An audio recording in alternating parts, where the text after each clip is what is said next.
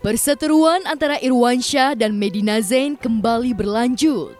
Konflik itu dilatari dugaan adanya penggelapan uang yang dilakukan Irwansyah selaku komisaris PT Bandung Berkah Bersama hingga merugikan salah satu mitra bisnisnya Medina Zain sekitar 4 miliaran.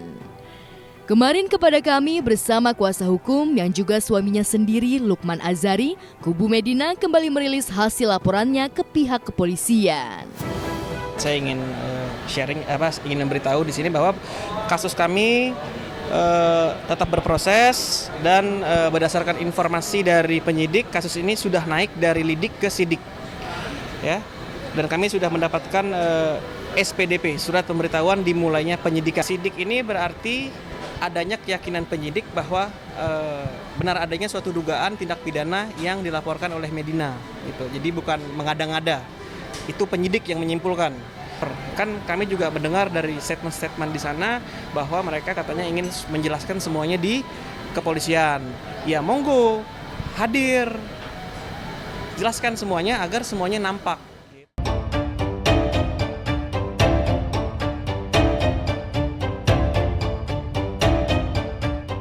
Sebelumnya, kasus gugatan Medina Zain ini memang sempat reda. Apalagi belum lama ini Medina sempat tersangkut kasus narkoba hingga harus direhabilitasi selama sebulan di pusat rehabilitasi narkoba. Pelaporan tersebut seolah surut bersama masalah yang membelit Medina.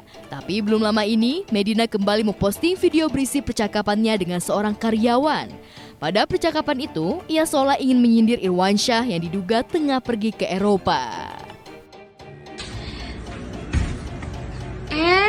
Mon, kamu kok masih di sini sih? Bukannya harus ke kantor polisi ya? Nanti kamu dijemput loh sama polisi kalau mangkir-mangkir terus.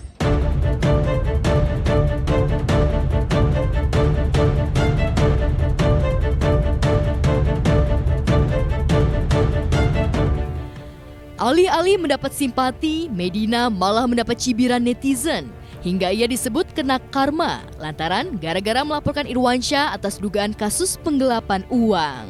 Tapi untuk cibiran karma Medina, pihak Medina punya jawaban menohok bagi netizen.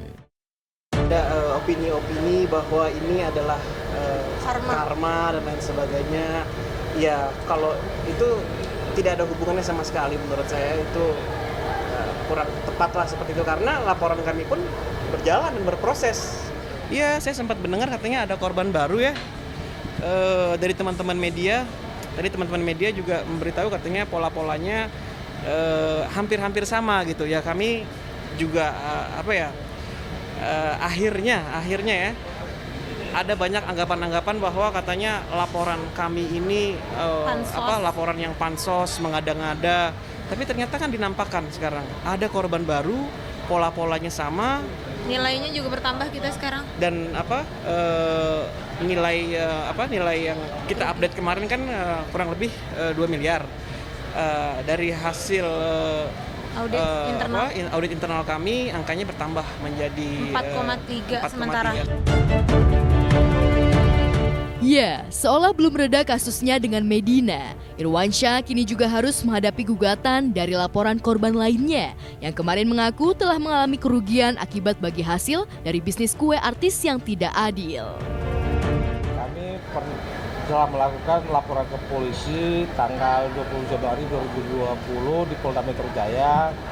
Yang terlapor adalah Hafiz Khairul Rizal dan kawan-kawan. Dalam artian dalam kawan-kawan sini ada Irwansyah, ada Fitra. Klien saya ini Bakri pertama dihubungin oleh si Hafiz. Dia menawarkan suatu bisnis. Bisnisnya adalah kue artis, namanya Gigiin. Proses yang meyakinkan ini, dia menyatakan nanti kalau semuanya sudah disetor, nanti kita akan langsung ke notaris. Dimasukkan klien saya ini sebagai pemegang saham lah situ, atau jabatannya apa nanti dibicarakan, tapi ada otentiknya ya, ada kesepakatan. Tiba-tiba setelah masuk itu mereka, karena dalam perjanjian itu keuntungannya 6,7. Perjanjiannya itu bisa di mereka itu adalah sirka. Nah, Ini kan 66,7 itu konteksnya adalah keuntungan. Keuntungan tiba-tiba dalam waktu berapa bulan kemudian mereka mengirimkan transfer uang ke kita. Transfer uang per 2 bulan. Nominalnya 66.600 ini. Ini Varka Victory kan. 66 juta berapa?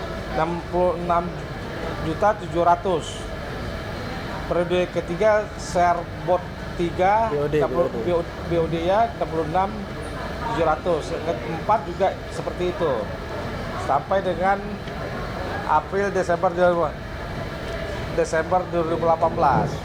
Kita mempertanyakan ini dasarnya apa? Karena perjanjian kita 66,67 dari keuntungan. Tapi ini flat nih.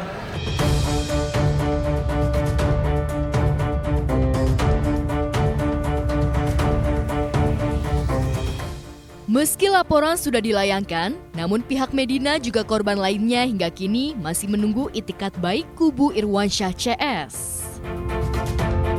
Udah, jadi kita pernah tabayun awal, kita tabayunan, kita panggil dia untuk klarifikasi.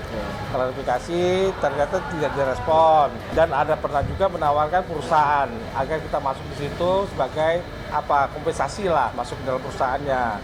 Tapi kita minta perusahaannya sehat apa enggak, mana lapor keuangannya biar kita audit semua lah, kita verifikasi semua. Ternyata enggak, hanya proposalnya aja dikasih sama kita. Saya juga pernah bertemu dengan Irwansyah ngomong cerita ini. Irwan pada waktu itu juga menawarkan itulah perusahaan itu ganti-ganti. Artinya secara hukum dia mengakui bahwa telah terjadi perbuatan itu kan. Saya pada dasarnya juga nggak mau melakukan hal seperti ini ya, karena memang kita juga dulu awalnya baik-baik dan mereka kelihatannya juga alim-alim gitu kan, makanya saya percaya. Dan juga dari cara mereka mengajak dan lain-lain. Nah, saya cuman sebenarnya mengikuti proses saja ya, saya lebih ke mengikuti proses. Jadi intinya saya cuman ingin dikembalikan hak saya aja kayak gitu. Ya kami menunggu, kami masih terbuka. Kalau memang ingin menyelesaikan ya kami menunggu. Tapi kalau memang tidak ada penyelesaian ya kita udah serahkan aja kepada hukum yang berlaku.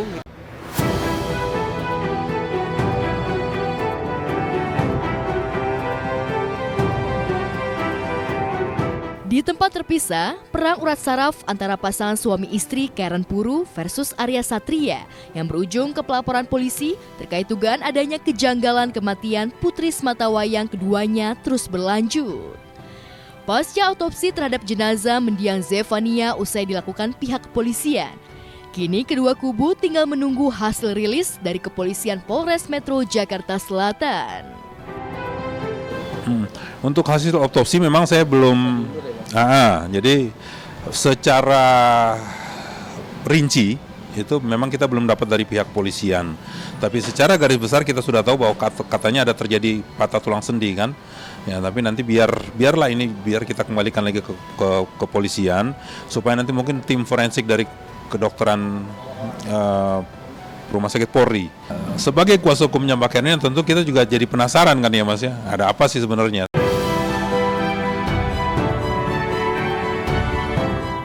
Rasa penasaran dan cemas tentu saja bergelayut jelang hasil rilis lengkapnya. Perasaan itu wajar selain ingin mengetahui fakta kebenaran sesungguhnya.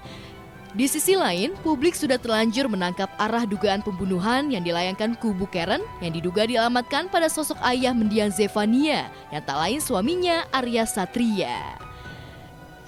Sebelum hasil rilis lengkapnya diungkap, rasanya masih belum bisa siapa paling benar di antara kedua kubu.